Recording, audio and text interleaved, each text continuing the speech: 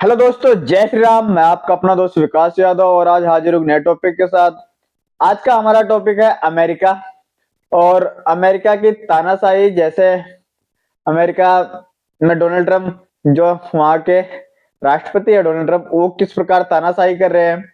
उन्होंने, जैसे आप लोगों ने देखा कि उन्होंने किस तरह फिल्मी स्टाइल में वेनेजुला पे हमला किया और वहाँ के प्रेसिडेंट को रात में सोते हुए उनको नाइट सूट में उठा के अमेरिका लिया है। कोई इंटरनेशनल लॉज की कोई परवाह नहीं, ना कोई किसी चीज की वो। और डोनाल्ड ट्रंप का मानना है कि वेनेजुला उनके देश में बहुत ज्यादा ड्रग्स सप्लाई कर रहा था। वेनेजुला से उनके देश में बहुत ज्यादा ड्रग्स आ रहे थे। पर जहां तक सबको ही पता और सबका मानना ये है कि ये सिर्फ एक फेक नैरेटिव है। मेन चीज ये है कि अमेरिका का अमेरिका की वेनेजुला के रिसोर्सेज पे, जैसे कि वहाँ आप लोगों को पता है कि सबसे ज्यादा क्रूड ऑयल वेनेजुला में पाया जाता है। तो अमेरिका की नजर उस ऑयल पे थी जो कि वेनेजुला अमेरिका को नहीं दे रहा था। तो इसीलिए उन्होंने क्या कहते हैं, वहाँ के प्रेसिडेंट निकोलस मदुरो को रात के समय फिल्मी स्टाइल में उठा लिया। पहले वहाँ के सारी सेवाएं बंद कर दी गई, लाइट्स बंद किए, सारे सिस्टम हैक किए गए। उसके बाद फिल्मी स्टाइल में वहाँ अमेरिकी सैनिक प्रेसिडेंट हाउस में निकोलस मदुरो को उनके घर से उठा के अमेरिका ले आए। अब उन पे केस चला रहे हैं। वैसे तो सुनने में आ रहा है कि निकोलस मदुरो मान गए हैं अमेरिका को वहां पे तेल निकालने को लेके उनको कुछ प्रतिशत हिस्सा देने के लिए। तो आप लोगों को क्या लगता है, ये कहाँ तक सही है, कहाँ तक गलत है? वैसे तो मॉडर्न पॉलिटिक्स में ऐसा पहले नहीं हुआ और शायद ये पहली घटना है। ऐसी घटनाएं तो पहले शायद राजा महाराजाओं के टाइम पे होती थी कि पहले सेनाएं आक्रमण कर देती थी बिना बताए। और अब ये तो नई और सबसे लेट। वैसे देखा जाए तो गलत है, ऐसा नहीं करना चाहिए। और अभी 2 दिन पहले ही क्या कहते हैं, अमेरिका ने रशियन शिप को रोक लिया जिसमें वो क्रूड ऑयल कैरी कर रहा था। जबकि रशिया को पता लगा कि उसके पीछे ब्रिटेन और अमेरिका के फाइटर प्लेन आ रहे हैं। तो रशिया ने वो पहले ही अमेरिका को मना किया था कि आप उसे मत रोकिएगा, लेकिन और रशिया ने अपने नौसेना भेजी थी उसको लाने के लिए, लेकिन उससे पहले ही अमेरिका की सेना पहुंच गई और उन्होंने उसको अपने कब्जे में ले लिया। जिसके बाद अमेरिका कहती है कि हम इस पे केस चलाएंगे।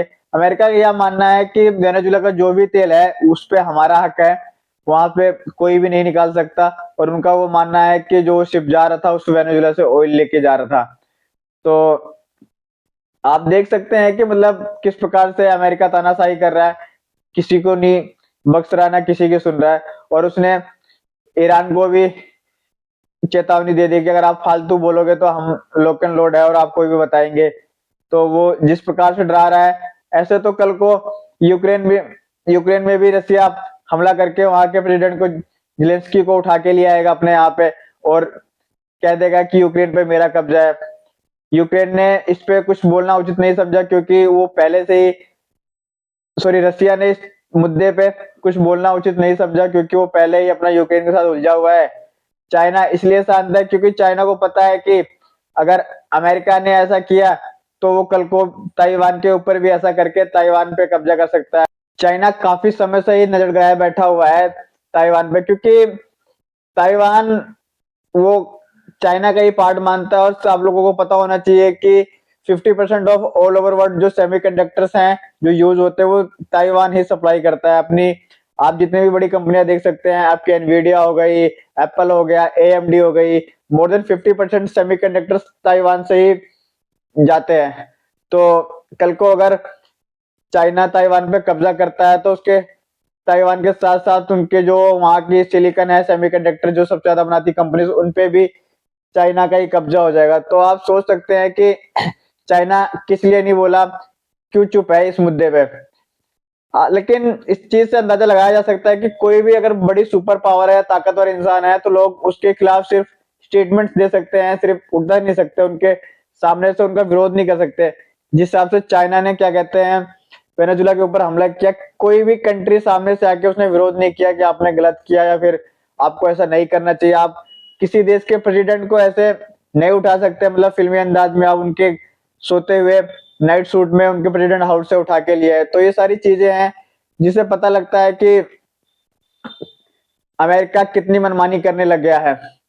और आज हम हमारे भारत के ऊपर कोई नजर नहीं उठा रहा है, तो उसका सबसे बड़ा कहीं श्रेय जाता है जिन्होंने, आज हम न्यूक्लियर पावर है तो उसका सबसे बड़ा श्रेय जाता है एपीजे अब्दुल कलाम हो गए, अटल बिहारी वाजपेयी हो गए, इंदिरा जी हो गई, होमी जी बाबा हो गए, मतलब जितने भी पार्ट ऑफ न्यूक्लियर थे उनको उनका हमें थैंक्स कहना चाहिए और उनके लिए हमेशा शुक्रगुजार रहना चाहिए कि उन्होंने इंडिया को न्यूक्लियर पावर बनाया, जिसकी वजह से आज कोई नजर उठा के देख नहीं सकता इंडिया की ओर। तो आप लोग आप लोग जैसे कि देख रहे हैं अमेरिका के ये आक्रामक रवैया वेनेजुला को लेके, इराक को लेके, ईरान को लेके, तो जहां तक मुझे लगता है कि जो तीसरा विश्व युद्ध होगा वो सिर्फ ऑयल को ही लेके होगा। और बाकी हम लोग भी इन चीजों को लेके सचेत रहना चाहिए कि अमेरिका कैसा है। अमेरिका कभी किसी का नहीं हो सकता। बहुत काफी पहले अमेरिका और वेनेजुला की भी काफी अच्छी दोस्ती थी। तो अमेरिका को सिर्फ अपना फायदा दिखता है, बाकी हमें भी अपने देश को मजबूत बनाना चाहिए। उसके लिए हमें आगे अच्छी रणनीतियां बनानी चाहिए जिससे कोई भी देश हमारी ओर आंख उठा के ना देख सके। बाकी जैसे कि आप लोगों ने देखा कि वेनेजुला पे हमला करने से पहले चाइना ने वहां के सारे सर्वर को हैक कर लिया था, वहां की लाइटें काट दी, वहां के सारे सिस्टम्स हैक कर लिए थे। तो हमें भी कोशिश करना होगा कि आगे हम जितने भी अपने सर्च इंजन हैं, गूगल हो गया या जीमेल हो गई, यूट्यूब हो गया, फेसबुक, ये सारी चीजें आप लोगों को जैसे पता है कि अमेरिका की है, तो इन सब चीजों को हमें कोशिश करें कि हम अपना सर्च इंजन डेवलप करें, फेसबुक अपना यूज करें, व्हाट्सएप अपना यूज करें, जिससे कल को कोई दिक्कत हो तो उन चीजों में हमें उससे कोई परेशानी ना हो। बाकी आप लोग ध्यान रखिए और अपने देश की एकता को बनाए रखिए, देश को आगे बढ़ने में अपनी हमेशा मदद कीजिए। और बाकी मिलते हैं नेक्स्ट वीडियो में। जय हिंद, जय Bharat. Thank you so much.